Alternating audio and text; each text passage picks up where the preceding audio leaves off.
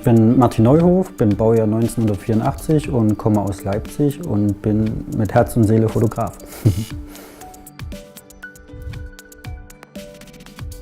Also zur Fotografie bin ich gekommen, als ich 14 war. Da habe ich meine erste kleine Digitalkamera geschenkt bekommen. Das ist mittlerweile 20 Jahre her. Und dann war so der Punkt, wie man kann das Bild sofort sehen. Also da war Digitalfotografie noch was komplett Neues. Und habe halt meine ganze Jugend fotografiert und aufgenommen. Jede Party, jeder Absturz, jedes Besäufnis, alles war dabei. Und irgendwann kam der Punkt, dass ich halt mich viel mit Photoshop auseinandergesetzt habe, viele Grafiken gemacht habe und Grafiken bearbeitet habe. Und in dem Punkt habe ich dann angefangen, mich für die professionelle Fotografie zu interessieren und habe auch Webseiten noch erstellt. Und irgendwann kam die Anfrage von einem Fotografen, ey, kannst du mir eine Webseite machen? Und ich so, ja, kann ich, schenk mir dann dafür einfach eine Spiegelreflexkamera und bezahle mich nicht. Und dann ging es richtig los, das war so 2006.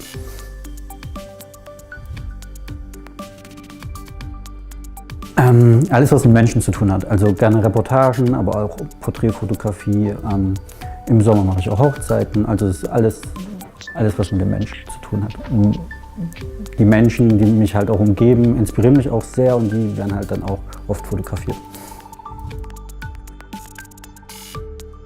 Was ist mein Erfolgsgeheimnis? Also ich glaube, dass ich mich sehr stark mit dem Menschen an sich auseinandersetze, mit der Person, die vor meiner Kamera steht. Ne? Dass es mir halt wichtig ist, in den Kopf der Person irgendwie so ein bisschen reinzugucken und auch nicht so dieses Standardbild zu machen, sondern halt wirklich auch den Menschen so abzubilden, wie er wirklich ist und sein Innerstes nach außen zu kehren. So, das finde ich ganz wichtig in meiner Fotografie.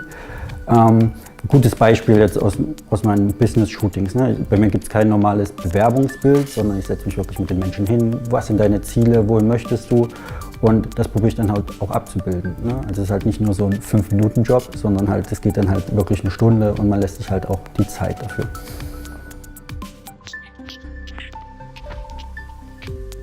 Mein aktuellstes Projekt nennt sich Herzkampf. Da fotografiere ich aktive Menschen, gerade in Leipzig, in Sachsen, in Ostdeutschland, die sich aktiv gegen den Rechtsruck stellen, die halt sich für eine weltoffene Gesellschaft einsetzen, die sich gegen Homophobie einsetzen und so weiter. Also halt die Leute, die sich halt um eine weltoffene Gesellschaft bemühen und die fotografiere ich, mache mit denen ein kleines Interview und stelle das auf einer Webseite, die herzkampf.de sich nennt.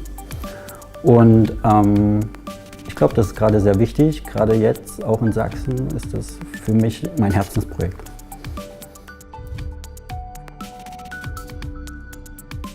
Ich glaube, dass es ganz wichtig ist, nicht austauschbar zu wirken, dass man einen eigenen Stil entwickelt und dass dieser Stil halt wirklich auch wiedererkennbar ist. Dass man halt sehen kann, ich habe einen Instagram-Feed, da sind jetzt tausende von Bildern und irgendwie erkenne ich halt, das ist jetzt von dem Fotografen. Und das, finde ich, ist ganz wichtig, aber das dauert halt. Man kann jetzt nicht mit der Fotografie anfangen und sofort einen eigenen Stil haben. Ich glaube, man lässt sich oft von anderen inspirieren und dabei ist es halt wichtig, einfach dran zu bleiben und auch den Stil nicht konsequent nur weiterzuführen, sondern auch den Stil weiterzuentwickeln. Und wenn man den weiterentwickelt hat, dann erschafft man auch Wiedererkennungswert. Also auf Copytrack bin ich gestoßen, als ich, glaube ich, einfach einen Blogartikel drüber gelesen habe, über Copytrack und fand es spannend. Ich fand, dass man dieses Konzept spannend, dass ich von vornherein mich anmelden kann, dass man nichts bezahlen muss. Das fand ich interessant. Und dann probiert man es halt einfach aus. So. Und dann war ich relativ stark davon begeistert, dass man schnell Ergebnisse geliefert bekommt. Und auch zum Beispiel, dass ihr YouTube-Videos unterstützt, dass man halt erkennt, okay, da ist jetzt ein Bild in einem Video verbaut. Das finde ich zum Beispiel, habe ich vorher noch nirgends gesehen und fand ich sehr faszinierend.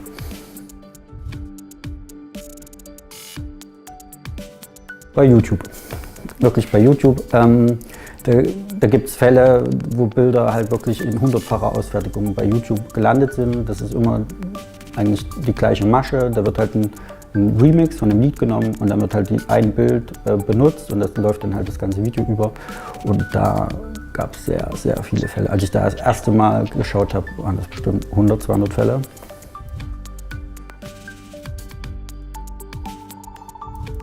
Es gab einen Fall, der jetzt gerade auch noch aktuell ist. Da wurde halt einfach ein Bild von mir genommen und das auf ein Ladekabel projiziert, auf einen Laptop.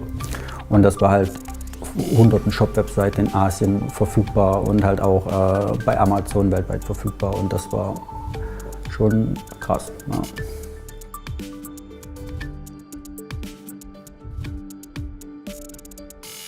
Ladet so viele Bilder rein wie möglich, gerade wenn ihr sie online habt. Ne? Also dann, das ist die große Gefahr. Sobald ihr ein Bild online habt, kann es geklaut werden. Und auch wenn ihr jetzt vielleicht im Social-Media-Bereich gar nicht so aktiv seid, aber es kann ja sein, dass irgendeiner dein Bild genommen hat von der Webseite und dann es selbst weiter betreibt. Ne? Also zum Beispiel bei mir ist oft der Fall, dass ganz viele Wallpaper-Seiten meine Bilder benutzen. Und von diesen Wallpaper-Seiten werden halt die Bilder auch genommen, weil die denken, oh, das ist ja frei verfügbar und wird dann wieder für irgendwelche WordPress-Themes benutzt und so weiter. Und das ist halt ganz häufig der Fall. Also schaut halt einfach nach und guckt halt wirklich, welche Bilder sind online und stellt sich einfach bei Copytrick rein. Ist ja jetzt kein großer Aufwand, das zu machen. Oft haben die Leute ja einfach nur Angst, Bilder hochzuladen und sie würden ihre Rechte verlieren oder so, was halt null der Fall ist. Jetzt halt die Bilder hoch, es geht innerhalb von ein paar Sekunden, es sind auch meinetwegen schon 100 Bilder online, ihr seid ja relativ schnell mit dem Server.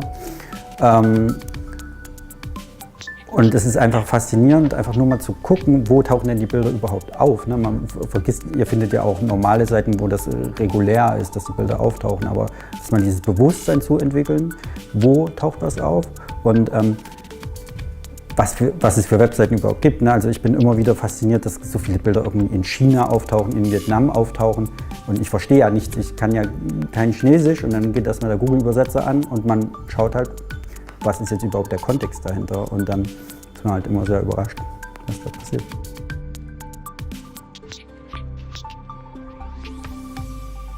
Was ich halt sehr mag an Copytrack, dass es halt international verfügbar ist, dass du halt jemand in Japan hast, der sich drum kümmern kann oder in den USA jemand hast, der sich drum kümmern kann und das ist für mich einzigartig und finde ich halt sehr, sehr spannend.